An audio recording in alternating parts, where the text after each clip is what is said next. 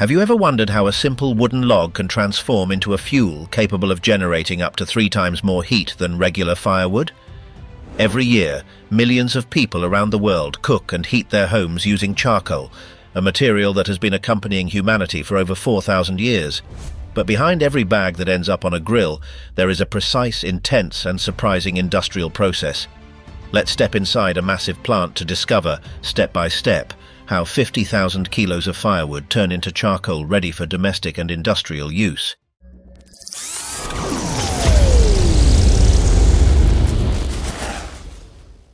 In addition to its domestic use, charcoal has played a fundamental role in industry. In the early 20th century, it was widely used in steel making. In 1920, Henry Ford even developed charcoal briquettes as a way to reuse wood waste from his automotive industry. Today, it is estimated that nearly 2 billion people around the world still cook using this fuel. The starting point in the production of charcoal lies in the origin of the wood used as raw material. A very important portion of this wood comes from the southern part of the African continent, a region with vast forested areas that are managed in a controlled way. South Africa is a clear example of this. The country has more than 500,000 hectares of productive forests, which support a solid and highly organized timber industry. Thanks to this infrastructure, around 8 million tons of wood are produced annually for various industrial uses. In these extensive plantations, large, high-tech forestry harvesters are used. These machines are designed to work continuously and efficiently, even on difficult terrain. In just a few seconds, a single harvester can fell an entire tree, remove its branches, and cut it into specific sections. The processing head is fully automated and allows precise adjustment of the log length based on the wood's final destination, whether for sawmills, paper pulp, or charcoal production. During the felling and processing operations, a large amount of waste is generated: branches, irregular logs, and pieces that do not meet the commercial standards for other markets. In many cases, this material might be considered waste with no value. However, local companies have found an efficient way to make use of it. Instead of wasting it, this leftover material becomes a key raw material for charcoal production. Once the forestry equipment finishes its work, charcoal producers come into play. They scour the logging areas in search of leftovers from species like acacia and eucalyptus, woods highly valued for their density and high calorific value. In this way, what was once a byproduct with no use is transformed into the first link in a production chain that will result in a fuel used in millions of homes and industrial processes around the world. After collection, the selected logs are loaded onto large trucks and transported by road, and in some cases by sea to the production plants. These facilities produce around 20,000 tons of charcoal annually, making them some of the largest producers in Europe. The company operates 3 factories and supplies approximately 15% of the charcoal consumed across the European Union. While the basic method has been known for centuries, the difference lies in the industrial scale and the precise control of the process. The method used to transform wood into charcoal is called pyrolysis. This process involves subjecting the wood to high temperatures in an environment with very little or no oxygen, with the goal of almost completely removing its original components. During this transformation, water, gases, and volatile compounds are expelled, and what remains is solid carbon, which forms the charcoal. Although it may seem like a modern procedure, it is actually a technique known for centuries by ancient charcoal makers, which is now applied with greater control, safety, and efficiency thanks to industrial technology. In traditional methods, the ratio between raw material and final product is very demanding. To obtain a single ton of charcoal, between 5 and 10 tons of wood may be needed, depending on the type of tree and the system used. However, in this industrial plant, the approach is different. Instead of using selected high-quality logs, the plant primarily utilizes trimmings, logging residues, and pieces of wood that have no commercial use in other sectors. This way, the use of forest resources is optimized and the volume of waste is significantly reduced. Before starting the pyrolysis, the wood must be properly prepared. The logs are cut into smaller sections using industrial chainsaws, which makes handling easier and allows for an even distribution within the kilns.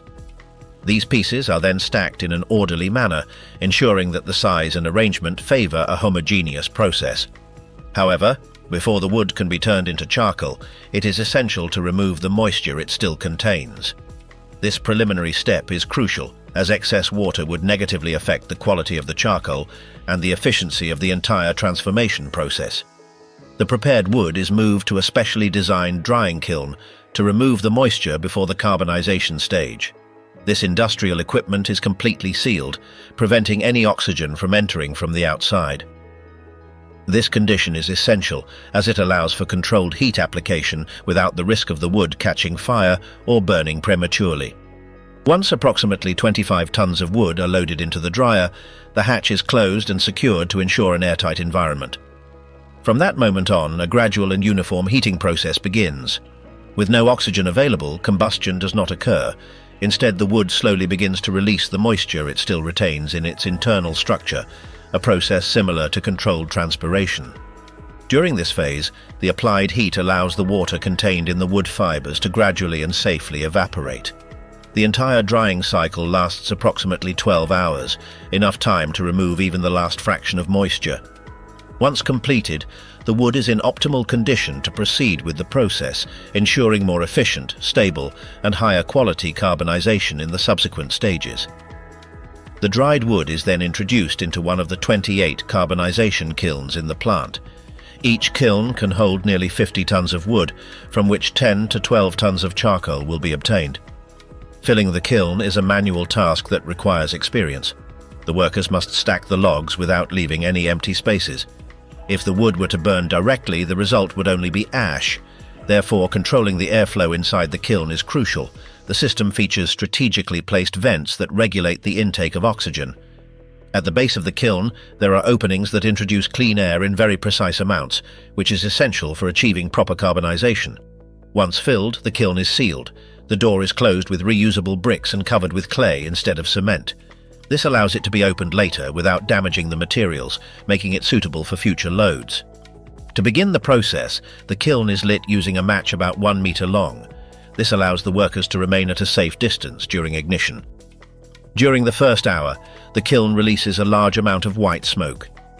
This smoke indicates that the internal temperature has reached 300 degrees Celsius and that the wood is starting its transformation. Once the fire has spread in a controlled manner, the upper openings of the kiln are closed.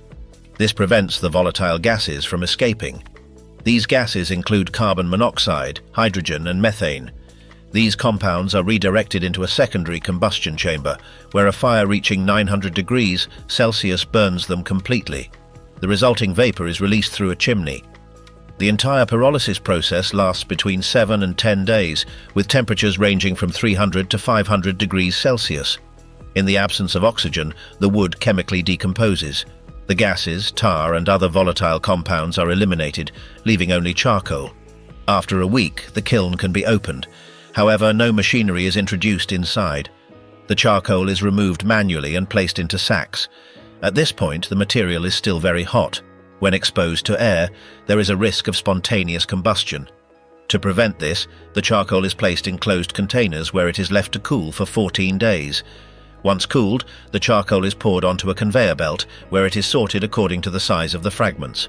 The larger pieces have a higher commercial value and are mainly used for barbecues. These pieces are stored in hoppers and then moved to dosing stations. The sacks are placed on automatic weighing platforms, and once the exact weight is reached, the system halts the filling process. The sacks are sealed with industrial sewing machines and then moved to the palletizing section. There they are compacted using vibration to facilitate transport.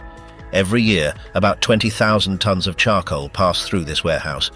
The 2-kilogram bags are distributed throughout Europe, reaching supermarkets, gas stations, and specialized stores.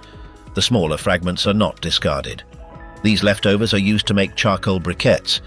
Each year, millions of tons of waste are transformed into this compact and efficient product. The fine fraction, up to 20 millimeters, is crushed into a very fine powder. This powder is mixed with water and starch, which acts as a binder, holding the particles together like a natural adhesive. The resulting dough is molded into blocks shaped like briquettes.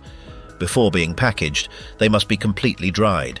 To do this, they pass through an industrial oven 20 meters long, heated with charcoal. They are subjected to a temperature of 140 degrees Celsius for 2.5 hours, minimizing their moisture content. The lower the moisture, the better the combustion. Once the briquettes have completed their drying process and reach the proper moisture level, they are transported via long automated conveyors to the weighing area. At this stage, high-precision electronic systems control the exact weight of each batch to ensure that all bags meet the established commercial standards. Once the correct weight is reached, the system automatically stops the product flow and proceeds to sealing. The briquettes are packaged in sturdy bags designed to withstand transportation and prolonged storage. These bags are then moved to storage areas where they are organized on pallets, ready for distribution. Each pallet is compacted and secured to prevent shifting during transit, optimizing space and reducing logistical risks. The plant's production capacity is high. Each day, more than 55 tons of charcoal briquettes are produced, ensuring a constant supply to various markets. On average, nearly 100 fully loaded trucks leave the facilities every day, transporting the product to distribution centers, gas stations, supermarkets, and specialized stores. A large portion of this charcoal is intended for domestic use, especially during the summer season. In the summer months, these briquettes end up lighting grills in gardens, terraces, and patios across Europe, accompanying family gatherings and outdoor events. Thanks to their high calorific value and uniform combustion, a single bag can be enough to cook large amounts of meat, demonstrating the efficiency of the process that begins in the forest and ends on the consumer's table.